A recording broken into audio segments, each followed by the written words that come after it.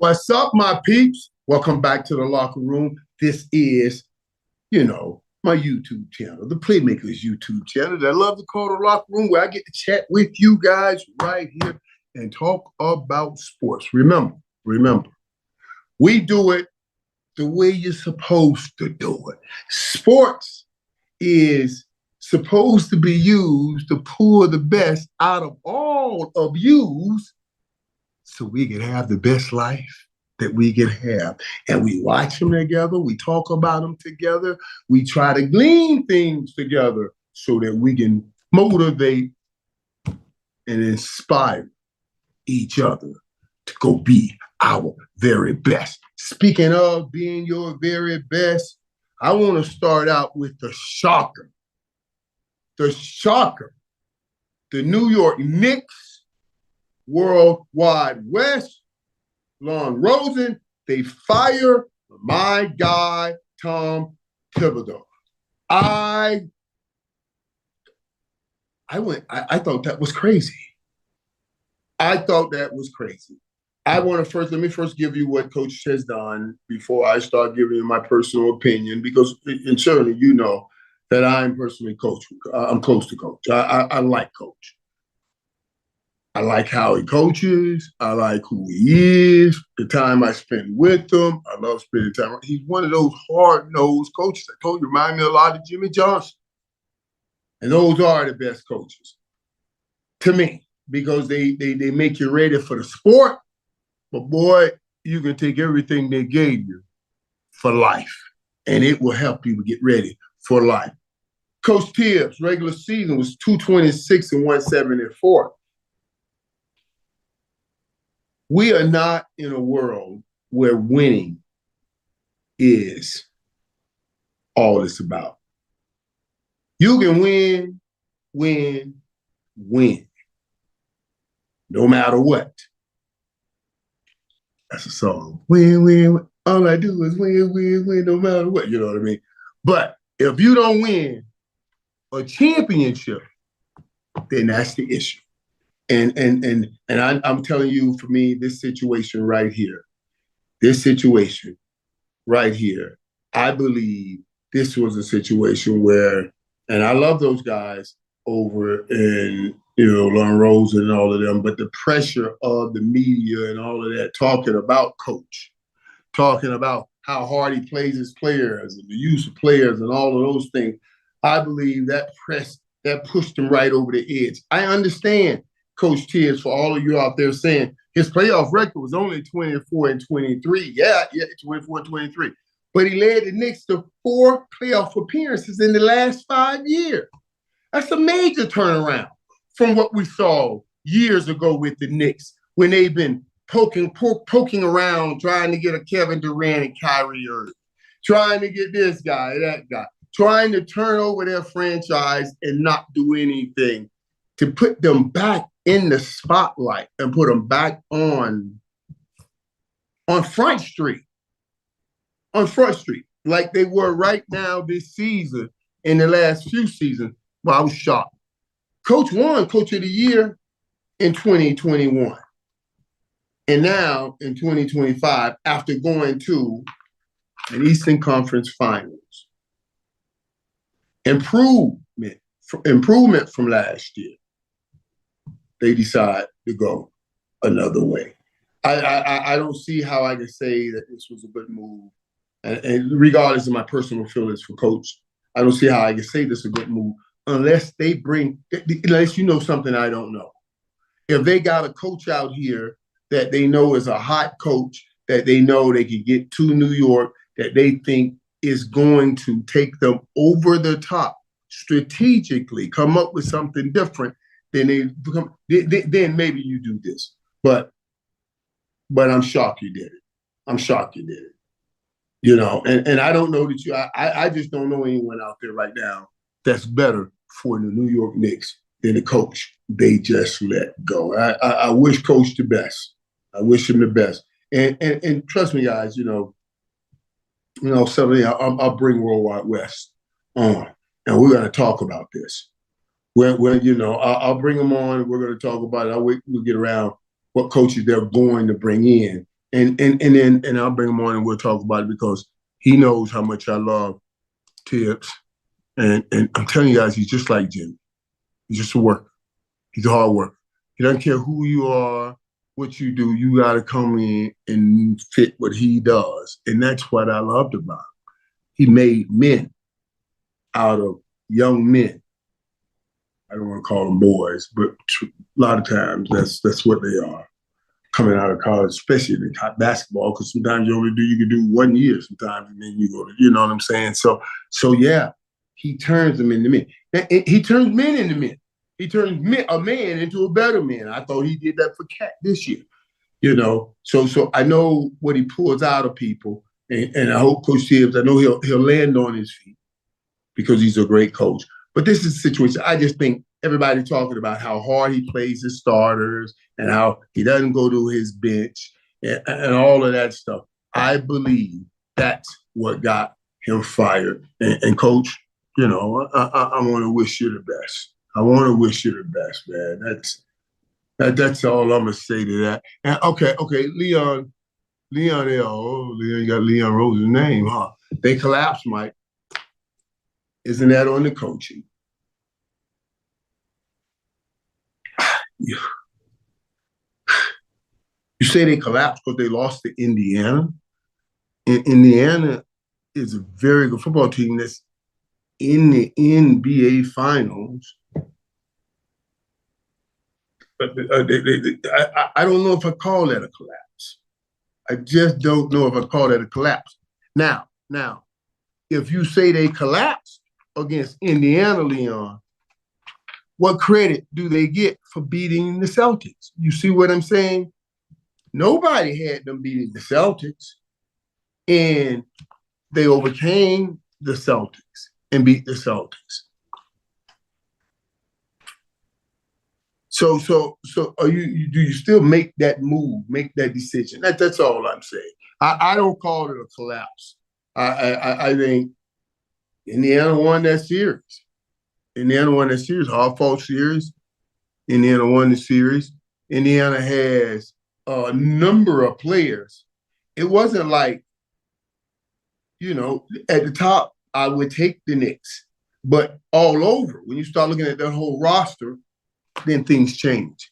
And then when you start implementing that Tibbs only plays a certain amount of people on the roster, it changes a little bit more. That's why I don't call that game a choke game. I don't call, you know, just because I know Halliburton did the choke thing, I don't call that series a choke series. And I do think he is a good coach. Hey, Danny, what's up, Danny Mac? Danny Mac Jr., 88. Did you play?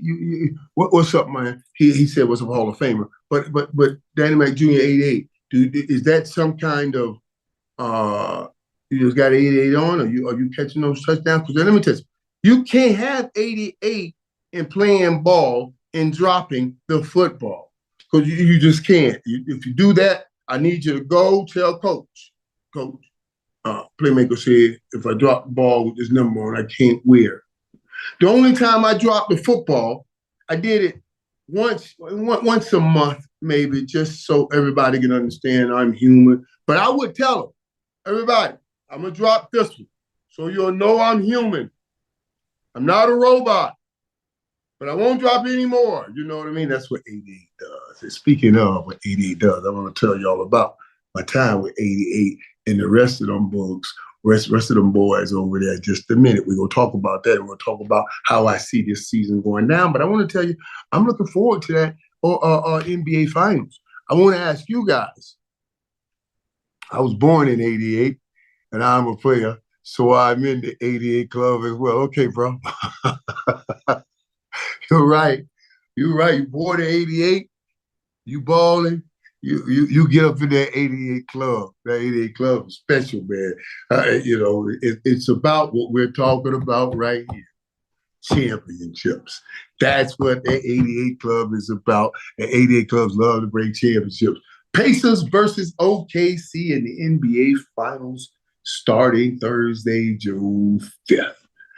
I've been thinking, man, you know I'm going to make these finals. Do I jump on this? And do I go down to OKC and catch the opener? Thursday night, you guys got to excuse how I looked. I just jumped out of the workout and jumped right over here to get my work on. So I didn't do anything with my hair. I was all, just jumped in over here. So yeah, you know what I mean? This game, I think, is going to be interesting from this point, from this place. We talk so much in this country about good old American values, teamwork, nobody's bigger than the team, all of those things. Hey, everybody has a chance in the NBA. Everybody has a chance. So it's not all about big market teams. And now what we're seeing, remember I told you guys, we went through an era where it was superstar running things. Superstars were running the teams. You got 3 superstars over here, you got a chance to win championships. We got 2 over there, you got a chance to win championships. Everybody was trying to pile superstars. Now the shift is coming in because what do NBA teams do? Everybody is copycatting. NBA, NFL, and now teams are going to be putting championship teams together like this team, like these teams have been formed together. They didn't go find 2, 3 superstars. They went and found 4, 5, 6 guys that really love playing together and truly plays as a team and plays very, very hard. I mean, both ends of the floor. It's not about just playing great offense. You got everybody, and they're playing great defense. That OKC defense is no joke. And the way Indiana runs and moves up and down that floor is no joke. This is the part, though. Now we've gone through those megastar eras where stars were running franchises and those teams were winning the championship. Now we're getting the good old middle American, literally Midwest Indiana, and you're going to get OKC. Oh, and I want to see what say ye, the public, the people. I want to see if you tune in. I want to see what these ratings are like.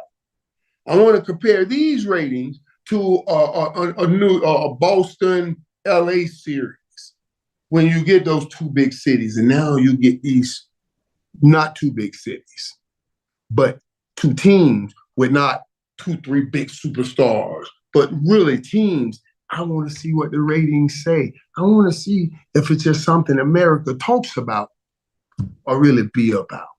Are you going to tune in without a LeBron James or a Steph Curry? Are you going to tune in at record numbers and say to everybody, this is what it's about. It's about great teamwork. Not 1 or 2 great players, about great teamwork, because that's what this series is going to bring. Let me give you right quick before I get to that Cowboys stuff. Let me give you what last time these teams, was in the finals. OKC, which trips me out when you think about it. OKC went in 2012. You remember that finals, 2012? Speaking of super teams, they lost to the Heat. That was the team. They had Kevin Durant, James Harden, Russell Westbrook, and Big Perk, all of those boys. Young boy. I couldn't believe when I was looking over this that 12 years ago, they were pups. They were pups 12 years ago. My God, that went fast. You know what I'm saying? My God, that went fast. But you think that went fast? Pacers was there. The Pacers went to the finals in 2000. Lakers won that final 4-2. Y'all remember that. You remember what they had to do to get there. You remember that Reggie Miller and Jalen Rose, all that going. You remember them days. It's been 25 years since the Pacers have landed in the finals. That place, when they get back for game 3, is going to be stupid. Stupid. OKC, when this thing starts out Thursday, it's going to be stupid. I believe when this series starts, the most important thing is to hold serve. OKC cannot let Indiana steal a game in OKC. And then Indiana cannot let OKC steal a game in Indiana. And in those last 3 games,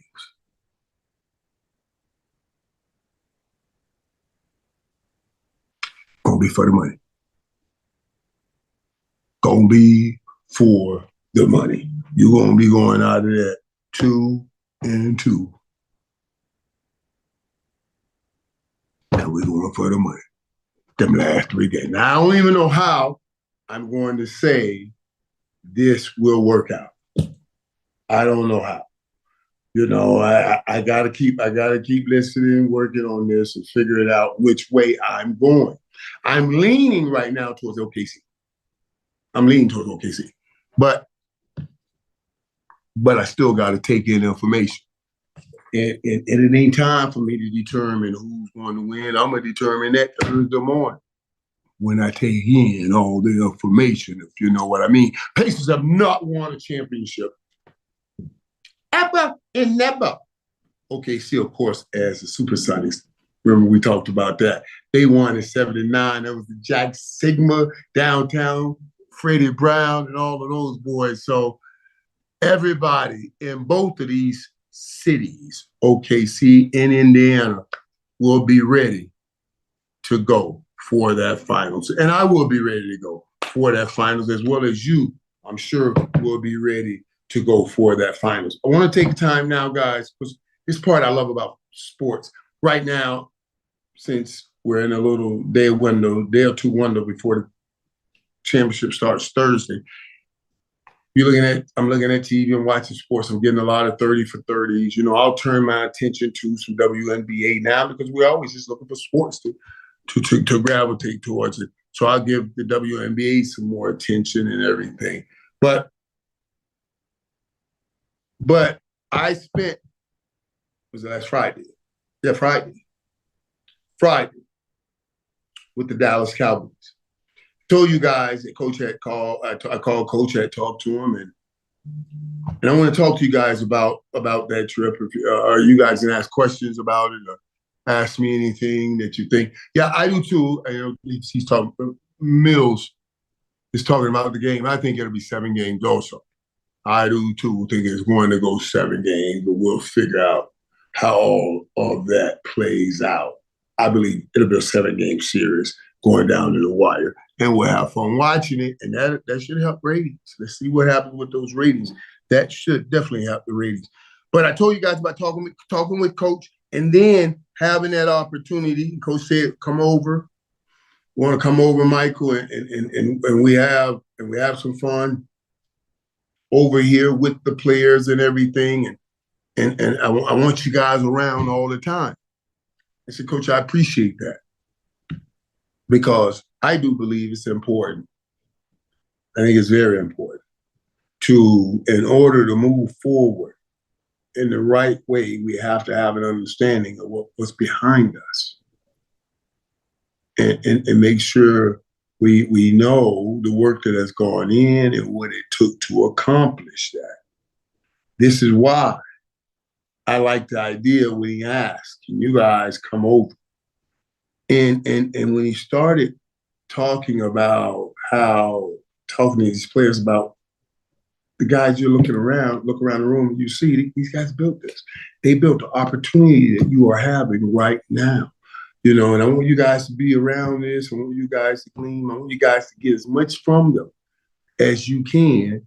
So what is the distance between where you are and where they are? Like, you know, these guys have won championships, Super Bowls, Hall of Fame.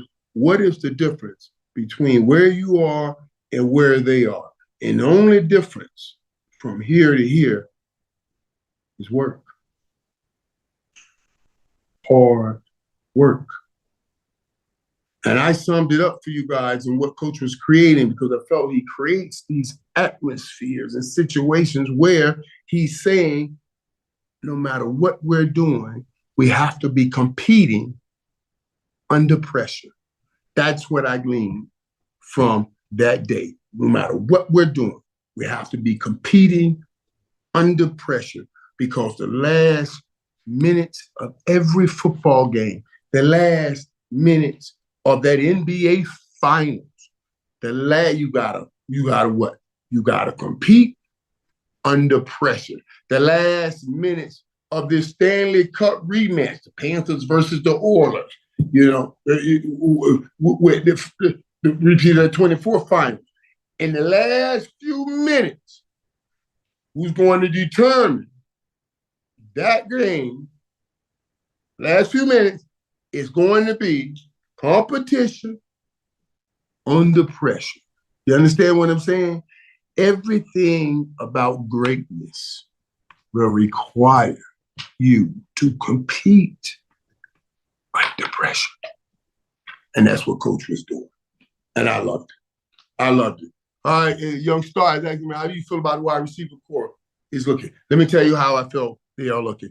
And I'm going to tell you our approach. And I said that right. I said our approach with George Pickens. We love him over here.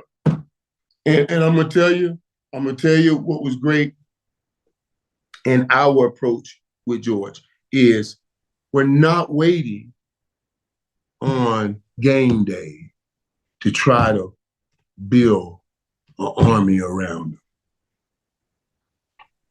George Pickens, and he reminds, he's a very gifted, talented dude. Really is. And I love when he first came over, the first person that talked to him. The first person that went up to him. And I didn't know it. He came over my house because he said, man, I met him. I said, well, who? Who? He said, man, we met with George. Now, I hope he doesn't mind me telling you this. And it was Charles Haley. And I said, Chucky, what'd you say? Well, how'd that go? He said, Michael, he said, let me tell you. He said, I told him, me and him a lot alike. I said, what do you mean? He said, how crazy. I told him, both those crazy asses got kicked out of pretty good places. You know what I'm saying? They got kicked out of San Fran, and you got kicked out of Pittsburgh. He said he told him, no, man, the best thing that ever happened to him was getting kicked out of there. Because coming here, it really extended his career and how everybody got around him and really showed him how important he was to us. This is what Charles Haley was saying to George Pickens. And I'm telling you, this is exactly what we're doing with George Pickens. So we're not waiting for one game and then you don't get the pass and now you hot and mad and feel like everybody's against you. No. Chuck is talking. I'm spending time. We're getting around. You're CD Lamb. CD Lamb says, no, we're two number ones. There's no 1A or 1B. We're two number ones.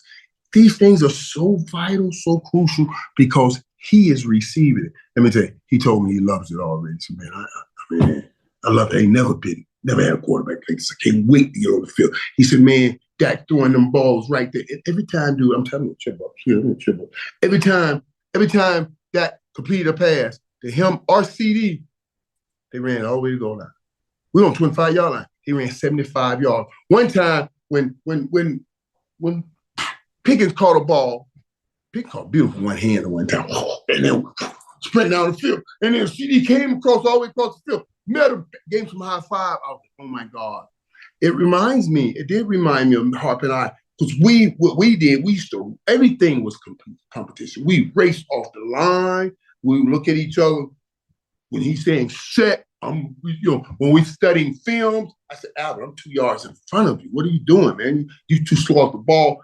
Everything was about competing and having fun. And I see that, and they are doing that. I think this is going to be a surprise year because everybody's going to think that the Cowboys are going to be a walkover. You heard people talking about the tough schedule. And I'm going to tell you what I saw today, after having a great camp and everything positive, everything going positive, what do you think is going to happen? Here comes that meeting. Well, Micah Parsons' deal is undone. And everything I looked at, seeking new contract. We're talking about winning damn football games. You guys are trying to stir up mess again so we can get back into that talking dollars and not wins. I hope we don't fall for this mess. I hope we don't fall for it. This is about building a culture, and early success is going to be very, very important. If you can get in, if the Cowboys get in and win game one with all of these new cultural changes that they have coming in, and even if they don't win game one, if they can get close to that victory game one in Philly, it solidifies everything that they've been going through and everything that they've been telling themselves all off season long. That's why it's important. That's why it's important. I hear you, man. The basement Cowboys. You know what I mean? Yeah, you just saying something there, man. You know, I'm not buying. Yeah, basement Cowboys. He just saying stuff to me. I said, underdog with advantage because they have it. Yeah, as the underdogs with advantages, we cause that. But you won't be underdogs. I mean, people will be saying what that you're underdogs because they don't know and they didn't see what I saw. But I'm gonna tell you something. That offensive line with the running game, I promise you, this run game is going to be better. I'm not even at practice every day, but I know when I look at the offensive line, I hear what coach is saying and what he's planning on doing and how they plan on doing it.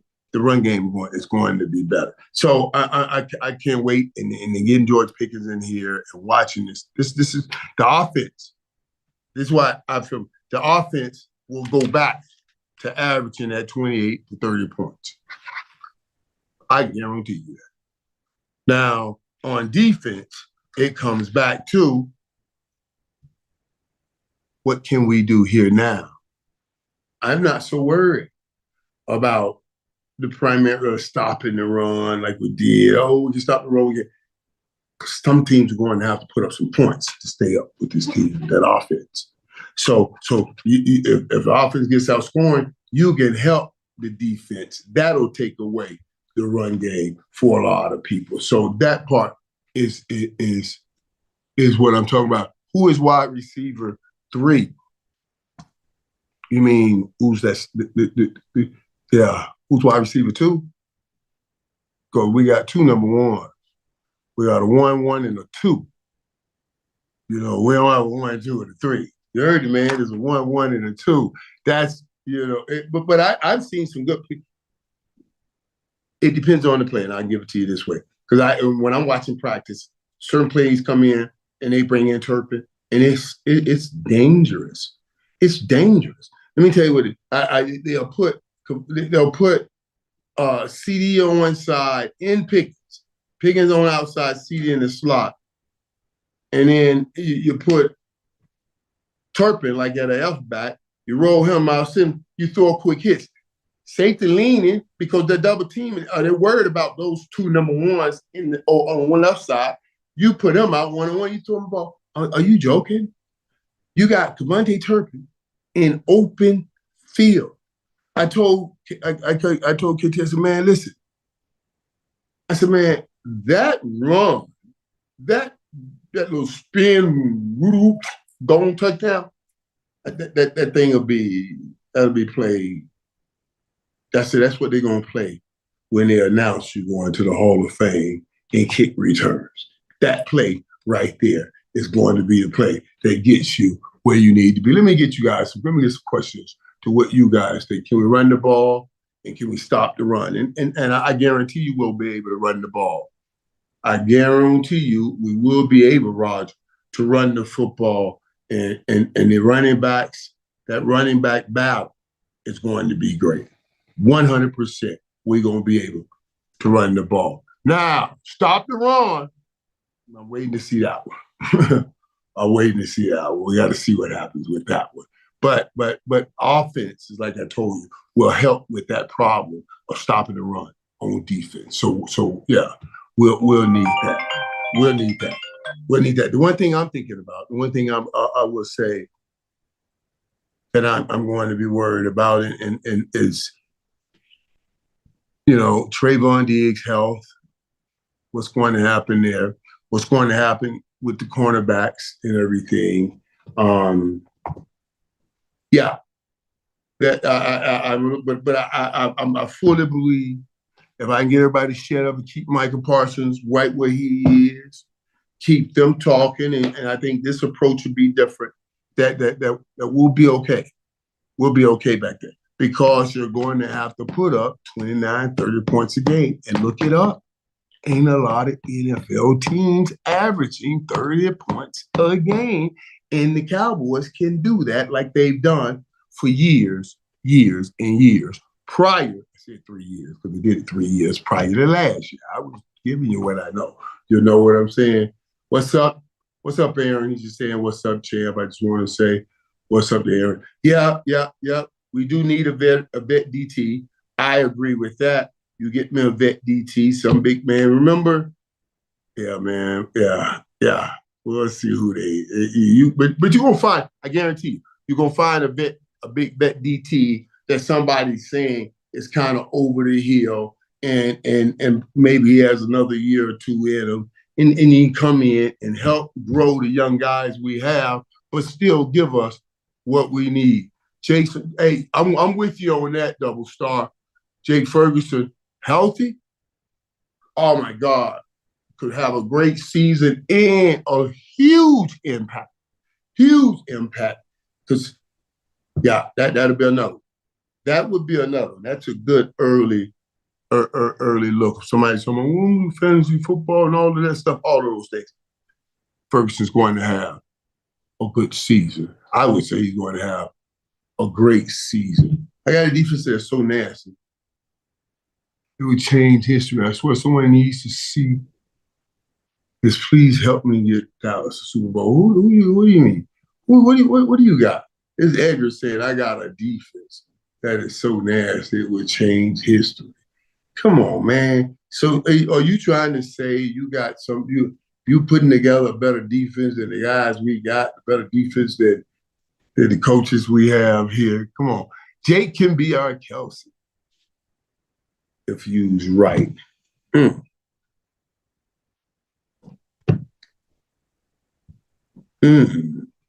don't know. I wouldn't want Jake trying to be Kelsey. There's a couple of reasons I'm going to say this to you. Let me tell you why.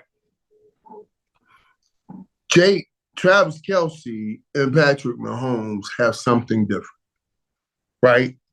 What you see them doing, those are not plays they're drawing up in the board with the team. These are things that are happening only between Travis Kelce and Patrick Mahomes.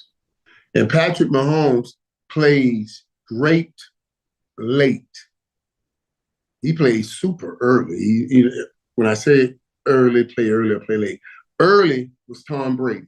That means Tom Brady knows where he's throwing this football before the ball is snapped. So he's not going to outrun anybody. He's not going to buy time. So he's beating you with his mind. He's beating you shoulders up. He comes to the rock. He sees the formation. He's going to beat you with the system. He sets the right play. Bam! Soon as the ball snaps, he's getting out of hand. He plays early. And he gets it out his hands. He plays early. Patrick Mahomes can play early, but he can also play late. He buys time, and then he waits, and he makes sure he sees it, and he lets it go. If Jake Ferguson tries to be, check me out, Travis Kelce, now it's not can Jake do it? It's can Dak do it? Can Dak play great that late? And here's my issue. They got so much, what do you want to call it? Cachet, so much leeway built up, Kelce and Patrick Mahomes. If Kelsey stops and go one wrong way and do something one wrong way, you know what? He throws an interception. Nobody's going crazy. They missed it. They missed that one. But they've gotten so many. That's okay. It'll be okay. Jake Ferguson supposed to do one thing and does another, and Dak Prescott throws an interception. Oh my God, that's a whole different story, because everybody will be, oh, what was Dak doing? Oh my God, there was nobody there. And Dak can't come out and say, no, we had a play. Dak did something. You can't even say that. And now he's throwing his player teammates under the bus. That's why you got to be careful. You got to be careful. You know what I mean? You got to say, I got to make sure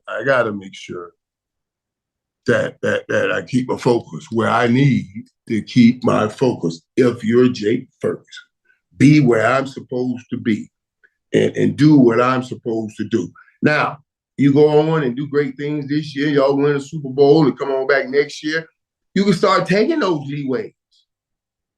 And because the first few times you mess up, you say, all right, they know what they do.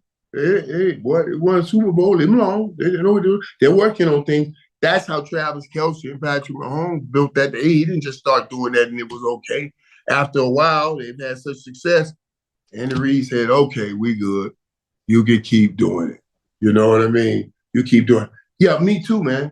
And that's okay. I'm okay with that, Mills. I'm ready for the season.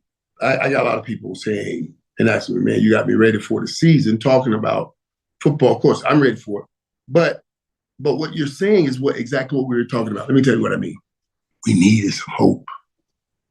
Why do you think I want to spend time with the boys? I needed some hope. I needed to see what the hell was going on. I can't invest this much anymore like that. It hurts too much. Last year was a tough year.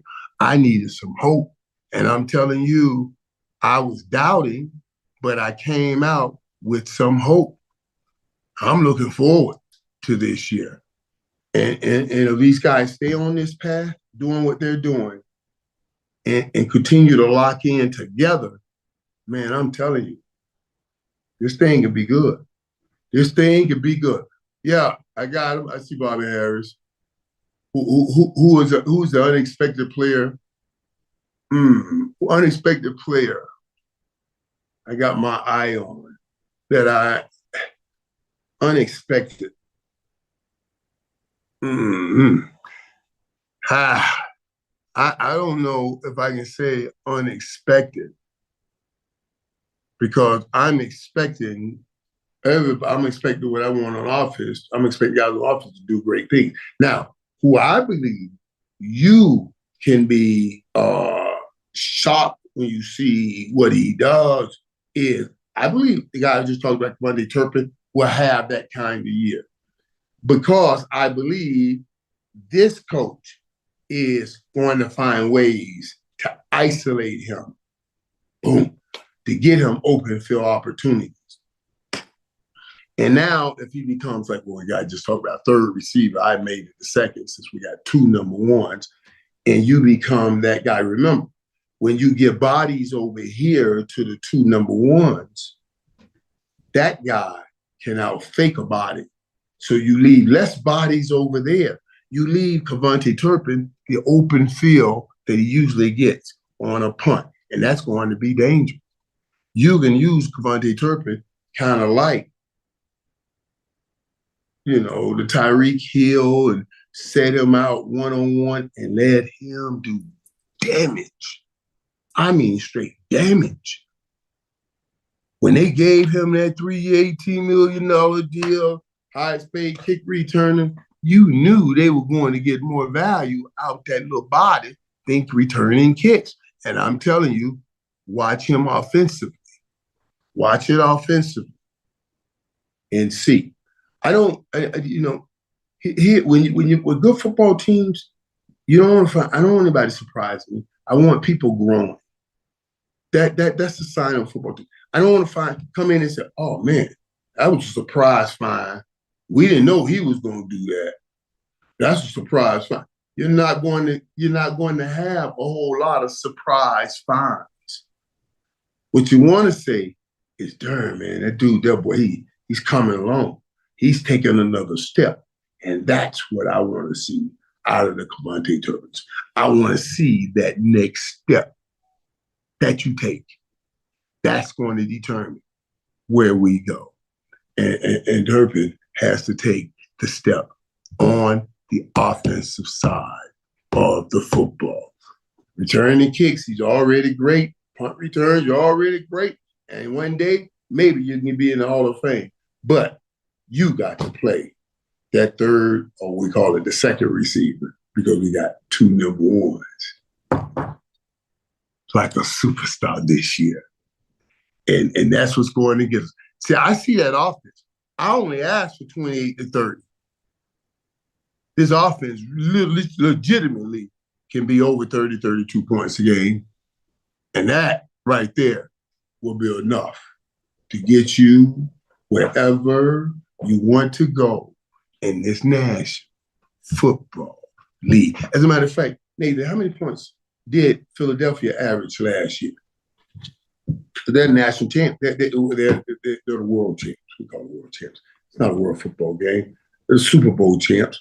We call them world champs. There's no other football team that you can put together that will beat the team that won the Super Bowl. So that's kind of why we call them world champs. You know what I mean? Yeah, so it's not just the Super Bowl champs. But you think, man, Michael, when you talking about Philly average 29 points a game last year. See what I'm saying? The Super Bowl champions averaged 29 points per game last year. So you see why my range is always at 28 to 30. You know, right up in there, 28 to 30, gonna get you where you need to be. And 29 got Philly a world title last year.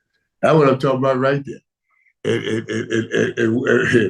And 29, it's over. 29 will get the Cowboys right on in there too. And so just so you guys know, that's not coming from any place. I told you why I got all those numbers. And in 3 years prior to this year, that's what the Cowboys were averaging, about 28, 29 points a game. And I look at this offense, and I look at offense 2 years ago and the year before that. I'll take this offense over those offenses, and those offenses were putting up those 29 points a game. That's the difference. That's the difference right there.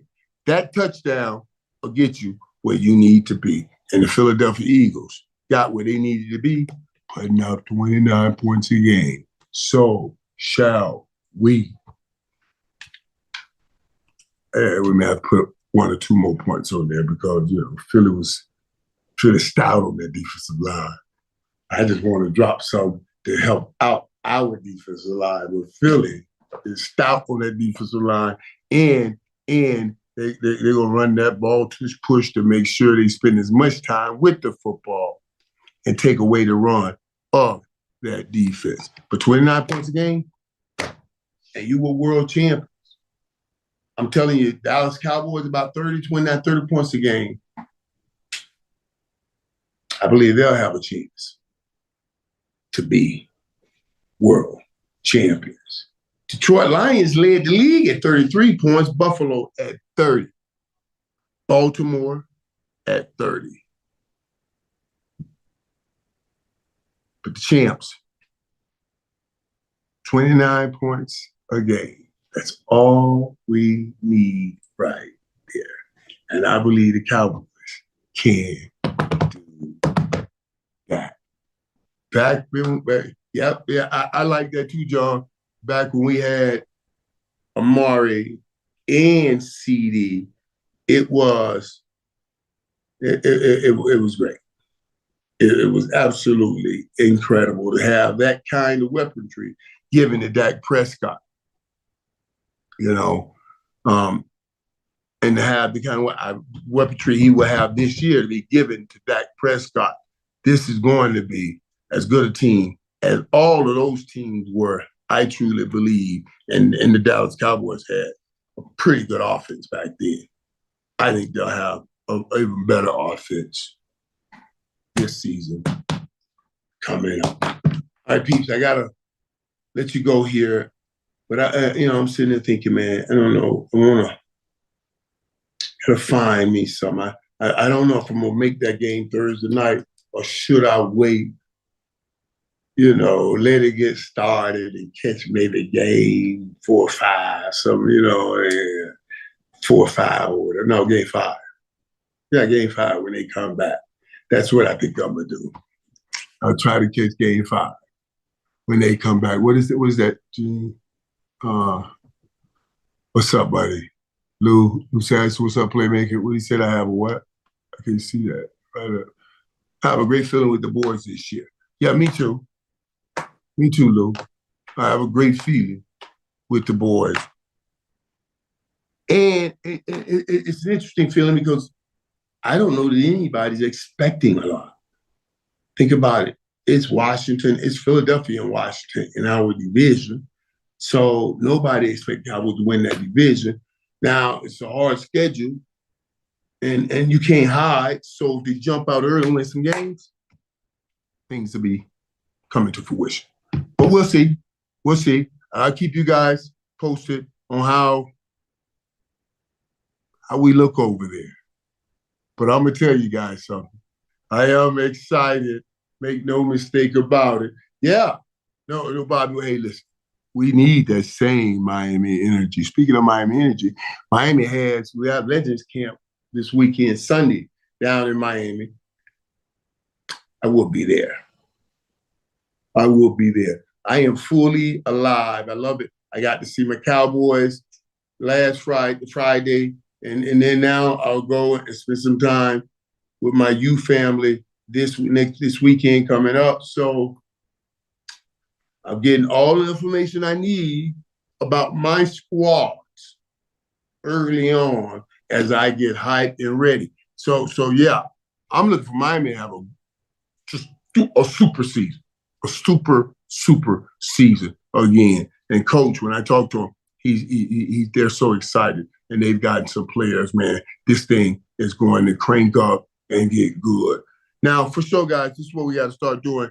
Because we're going to watch these NBA finals coming up, and then I'm going to start watching me. So I got to get me a Dallas Wings game and see what's going on with all of that and start finding the things I can do until we get to the final. Then I'll get through the final. I'm going to start looking for some training camps. It will be June and then July, August, and it's over. Season is right around the corner, and it's okay to start feeling a little hope and feeling and having a little prayer, because we're not as far back as everybody has been trying to make the Dallas Cowboys look. It's going to be interesting. Willie, to you, do you think, he's asking me, do you think we can keep Pickens after this year? These kinds of things, and our answers before I go, these kinds of things are the kind of things that tell me absolutely. When I hear how he's talking about being here, when I know how everybody's going to treat him, like I told you, all of our approach. If any place is a good place for what y'all call a crazy mug to come to, especially if he plays wide receiver, there's no better place than Dallas. He got a crazy Charles Haley right there to talk about his crazy. And certainly, he has me right here. Anything he needs, as I told him, come to family. And we take care of family. Family takes care of family. This is how we talk. So we're letting him know that it's his family on the football field, but he has a bigger Dallas Cowboy family all around him, and we're covering him, giving him everything he needs to be successful. And when he's successful, he can give us everything we need to be successful, like a Super Bowl title. So I'm looking forward to it. Yes, we're going to have a great year. And I do believe we'll have a great opportunity to sign Pickens long-term after this year. I believe we may even look at, when you see games with this thing going early on of the season, Jerry may try to step out and jump out and get ahead of it. Because the diversity in these wide receivers is going to work so good that I'm telling you, Jerry gonna get out of his normal mode of waiting late, maybe even sign him early, because he knows he's going to be feeling good and he can get a good deal and catch him early before he goes off and have a great season and we go win a Super Bowl. And now he's asking for all kinds of money. That I hope Jerry's thinking about. I hope he's thinking about that. And we can get that done. Jason Carson, what he's saying? Remember hanging with me at Timber Glen? Yeah. Yeah. What's up, Jason? I remember being, yeah. I gotta watch it when I say remember hanging out. People always, come up with stuff. But I like people. I like people. I like getting out. I like meeting people. So if you see me out, absolutely come and say what's up. You know what I mean? I would love to say what's up. I especially if you guys are here. Say, Michael, I'm talking. I see you in the locker room. I'm with you in the locker room. I'm chatting with you in the locker room. Always. I don't care what. I can be in mid-bite. You can stop me. What's up, man? Mike, man, yeah, I'll be seeing you in the talk. I'm okay if you see. I see you in the locker room. That way, I'll tell you, okay, my brother, I'll see you next time in the locker room. I'll see all of you next time in the locker room. But remember, if you see me, you can absolutely disturb me. Just tell me, Michael, I'm in the locker room with you. God bless. We'll do this again next week. God bless.